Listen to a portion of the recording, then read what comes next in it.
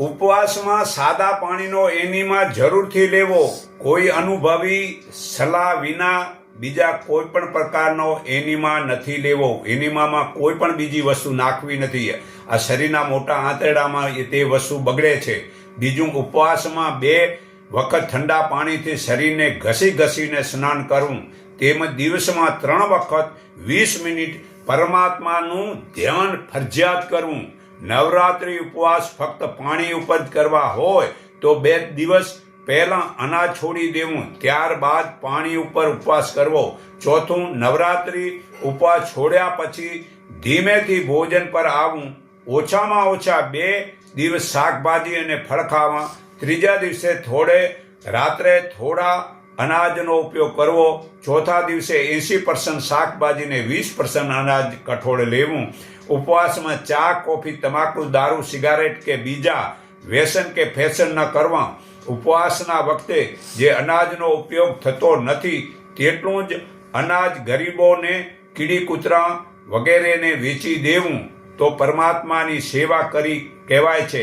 જે ઉપવાસ છોડવા વાળી ઉપવાસ અને આરામથી જીવન શક્તિ, મજબૂત શક્તિ અને સારી રીતે જાગૃતિ કરી શકાય છે.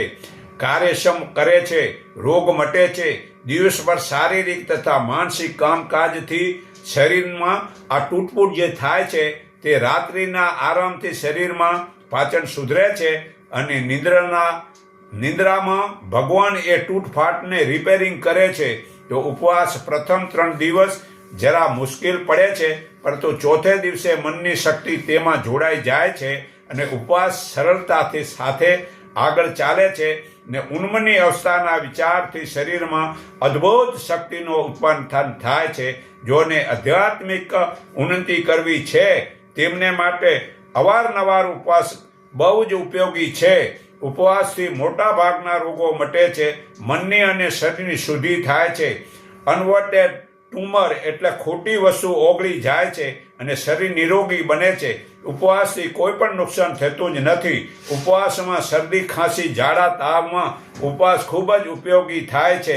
આ સાબિત થયું છે કે મને કંઈ પણ થયું છે તો એને ઉપવાસ જ કરવાથી રોગ મટે છે. તો સારા વિચારથી કેન્સર પણ મટે છે અને ઉપવાસથી જો જે રોગ મટાડવા તે મટે છે.